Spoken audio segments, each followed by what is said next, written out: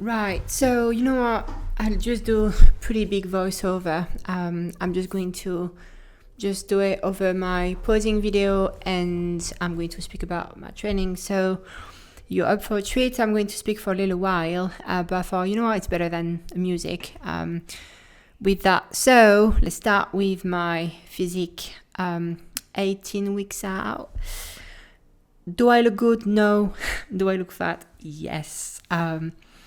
I store a fair amount of fat on my midsection, so it always looks a bit off when I'm fat, but it actually looks much better when I'm losing fat, and you can see a smaller waist. But yeah, my legs are actually like pretty lean this time around. They never really got fat from my show in 24, so I still have some good quad definition on my legs, which contrasts a lot with my midsection where I hold most of the fat at this point of time. So my physique is not the most aesthetic, but I'm 18 weeks out on that video, so it's plenty of time to cut still. So yeah, that's a very raw physique update. Again, do I look good? Absolutely not, but I thought, you know what, it's nice to just like show you how it looks at this point, because on that first part of prep, you'll never look really good. It's kind of this skinny phase, like, you know, skinny fat, flat phase where you just look like shit. And you have to just go through it and keep pushing till you look better. And then you can see my measurements at this point of time. So yeah, that's just for you to get an idea about my measurements, because visuals and like proper measurements are usually pretty different. So yeah, and my body weight for you. So here we go with the training now. So it's a back and arms session. So with that, it's kind of like 50-50 back lats and traps for the focus. So I'm doing one exercise with lats, and then one with traps, and then one with lats, and then one with traps. So I go like from one to the other, and I start with a Citadel pull down, which is a really good machine. I absolutely love it. It feels amazing, especially when you load it on the top pin, which makes the movement hard when you start and easy when you end. So it matches the strength curve of your muscle and the resistance curve of the machine. So it feels very smooth, and you can really like position yourself and target your lat, doing it one arm at a time, of course, always for lats really.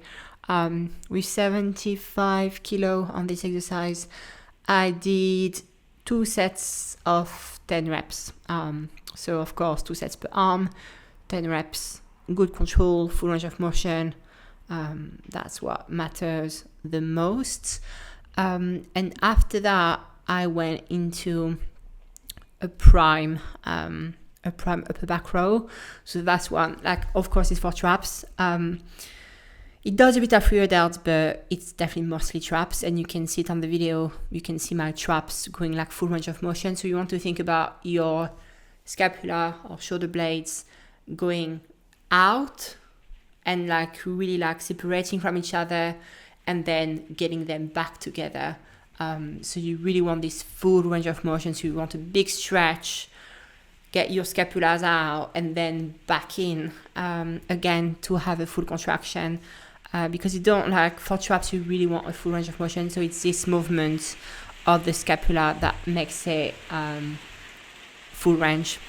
Sorry for the rain. You know what? It's a little addition to my voiceover sound effects.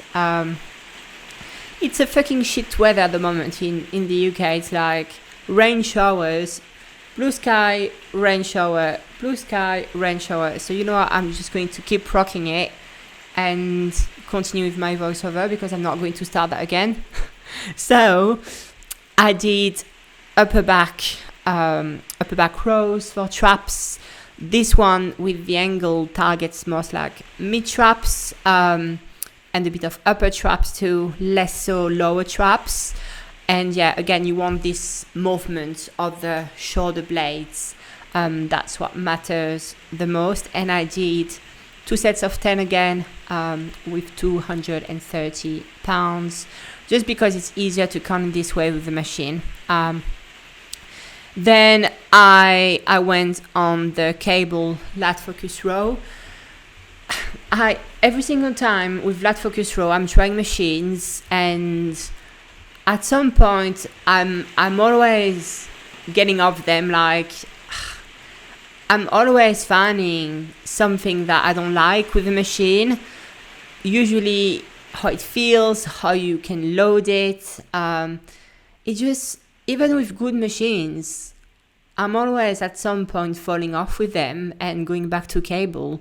I think like for lat row, a cable is always the best option. You have good machines, like, don't get me wrong, like Nautilus does good lat rows.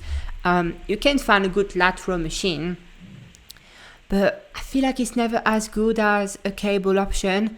Like with the cable, it always feels so good and so smooth. You can, again, angle yourself. With my position, with my arm on the bench, I can really like anchor myself and brace myself. So it's not like some machine you have no chest support, and then it makes it very difficult because of that rotation. So fighting that rotation plus contracting your lat, it's double the work, and it can put you off a lot and decrease the work on the lat. So with the bench, you can put it where you want. You can brace yourself, like put your arm on the bench, brace yourself, keep you in position, and kind of fight that rotation. So you can actually really focus the work on the lat, and you can bring your elbow to your hip really. And it's just such a good exercise. Like, it's so much better than a machine. So every now and then I'm trying a machine and I'm like, no, I'm back to a cable. It just feels right, and it never disappoints. So I would really strongly advise you to do cable lat focus row for your lats, for all rowing movements. If you have a very good machine and you connect really well with it, go for it. But I think a cable row is just always working so well. On this one, I did one set with 8 reps. So 8 reps left arm, 8 reps right arm, and then 12 reps. So 12 left, 12 right. So it's kind of like top set, back off set. Of course, the load changes. Heavy load for 8 reps and lighter load for 12 reps, and always going to failure. So that's what I did. For the lats second exercise, after that, I went onto T-bar row, which is a very good trap exercise because your chest supported, but the angle is different and the resistance profile is different. So it's a very complementary work on the trap compared to the machine upper back row, because it's heavier at the start and it becomes lighter when you lift it, compared to the machine where I set it where it's the same for the whole range of motion, like the same resistance profile.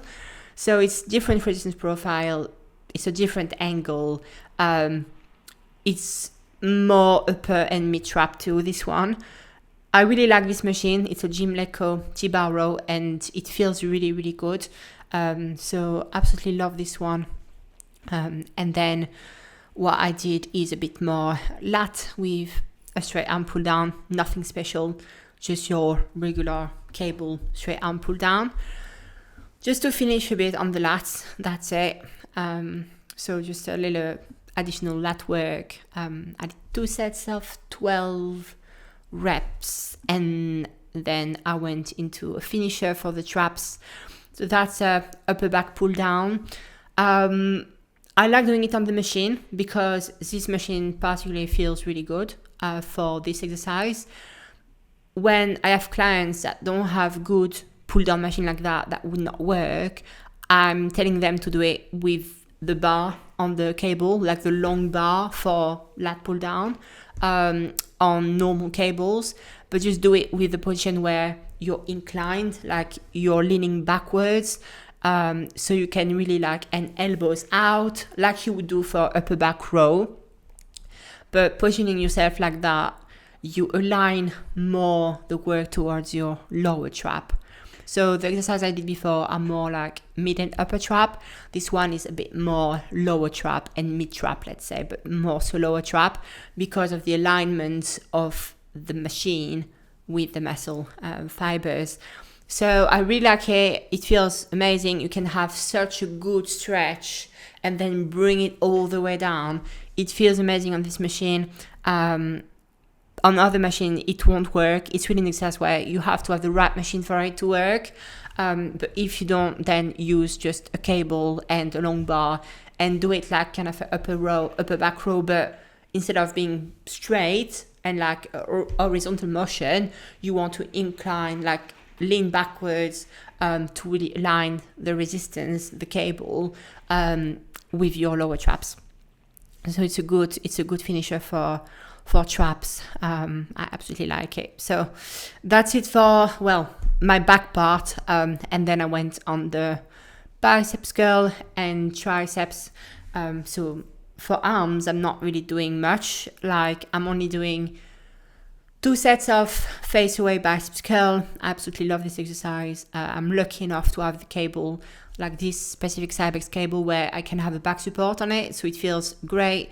And the like width of the machine with the cables is perfect for this kind of movements. It's not too wide, so that feels great. So 2 sets of 8 reps face away biceps curl, and then I did some cable triceps push down for the triceps. So nothing crazy for arms. I'm not doing like proper arm workouts. I'm just doing 4 sets of biceps per week and 4 sets of triceps per week. So, but my biceps and triceps are all right. So yeah, that's my workout for you. And then we'll continue with the rest of the video.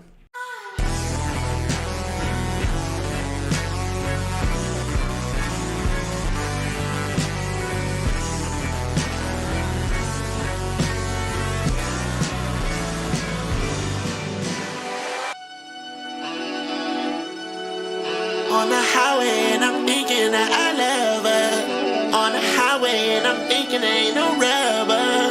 On the highway with my significant lover.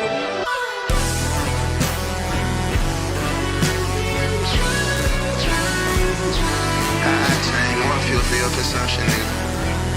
More change for the rain, nigga. It's rain. Yeah. On the highway and I'm thinking that I love her. On the highway and I'm thinking ain't no rubber. On the highway with my significant lover.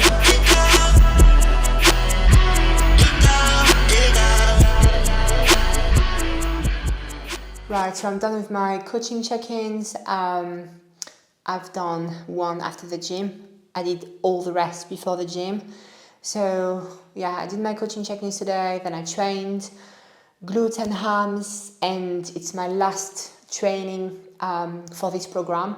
So I've done 9 weeks training, and well, it's the end of my ninth week of prep. So yeah, 9 weeks so far, 9 weeks on this program. It's time to deload now. So today is Sunday. It was my last training for this block, and from tomorrow I'll have a week off, so I'm going to fully deload tomorrow. So with that, I'm not training. I'm completely out of the gym. I'm not training at all.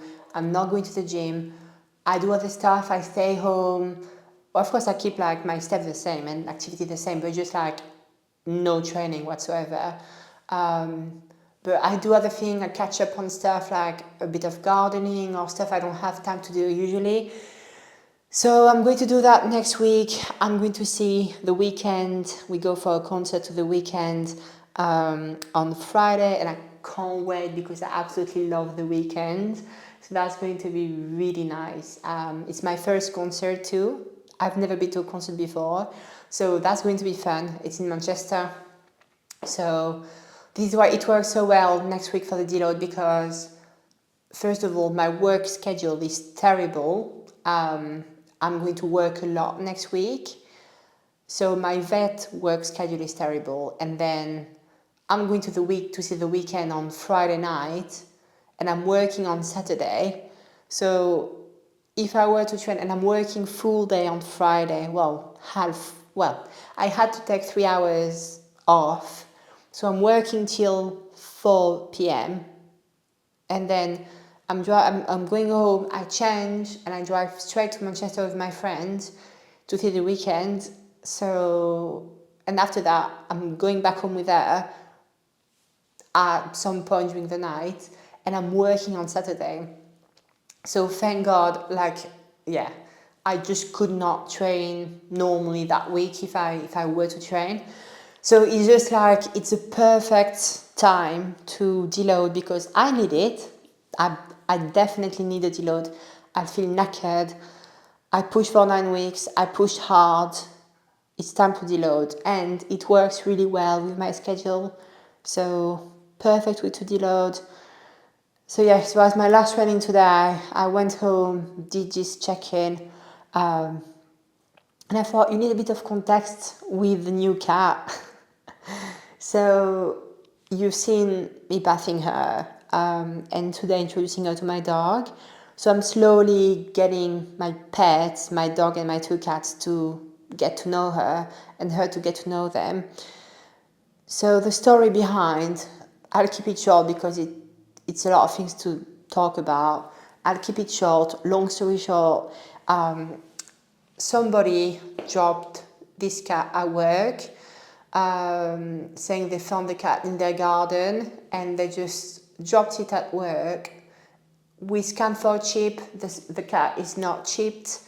So we were like, okay, she has no official owner. She might have had an owner, but at least they didn't chip her, so we can't find who is the owner anyway. So she's considered as a stray cat, but she's definitely not because she's just so nice and she's used to use a little tray. She knows all the codes of an indoor cat. So I'm pretty sure she has been in a family for most of her life. But anyway, this person dropped the cat and they actually left. So they abandoned her at the clinic. But we can't keep pets because we are not a 24 hours vet clinic. So we can't keep pets. We're not a charity. We are not meant to keep pets, especially not overnight and during weekends. We don't have the staff to take care of them. But anyway, they abandoned her and we had no contact whatsoever. So we kept her for a week because that's how we do. We have to advertise and see if anybody's showing up to say, oh, I'm the owner, it's my cat, I'm taking her back. Of course, nobody did. And when she came in, she was so dehydrated and so skinny, pure bones and skin, with a horrible skin tint. I was pulling her skin and it was just staying there. So dehydrated, so skinny, terrible. She was 1.8 kilogram, which is so skinny and light for a cat. And I was like, I can't euthanize this cat. I need to have a good reason to feel okay, it's the right thing to do.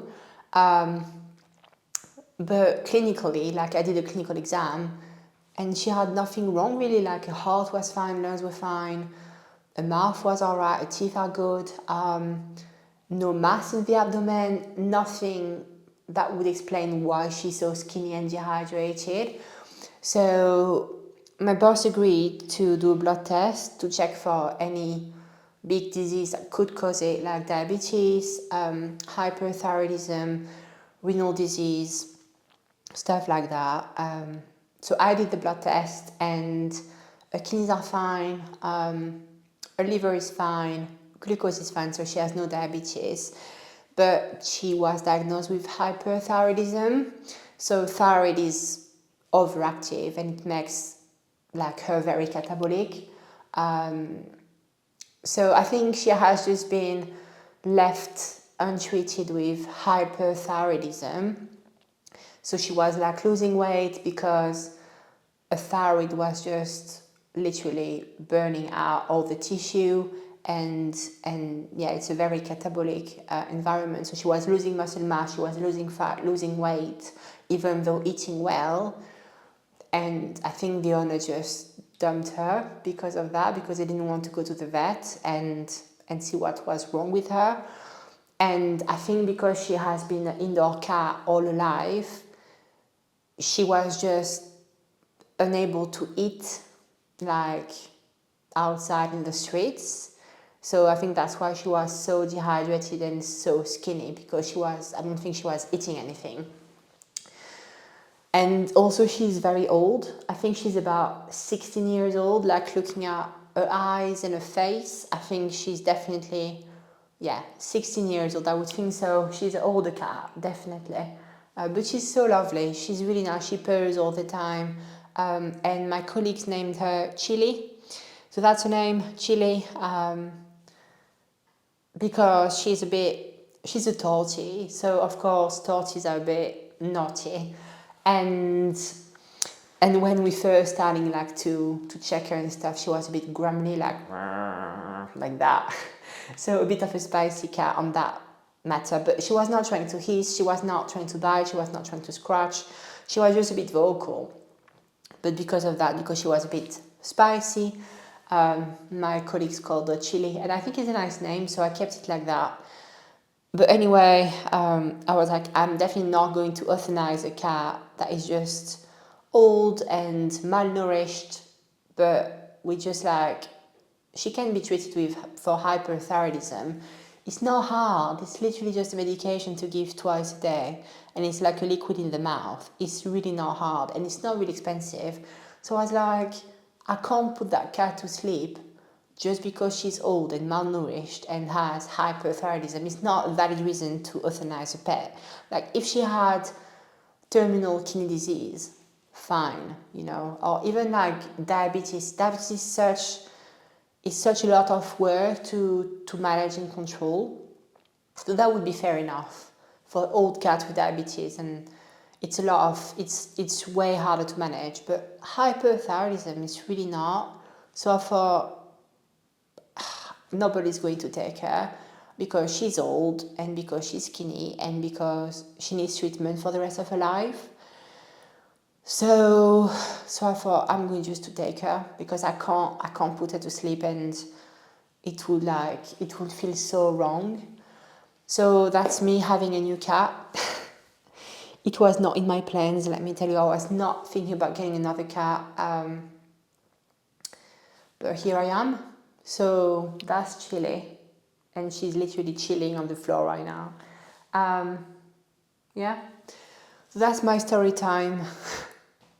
Me adopting an old cat, 17 weeks out. Why not? Why not? So yeah, it just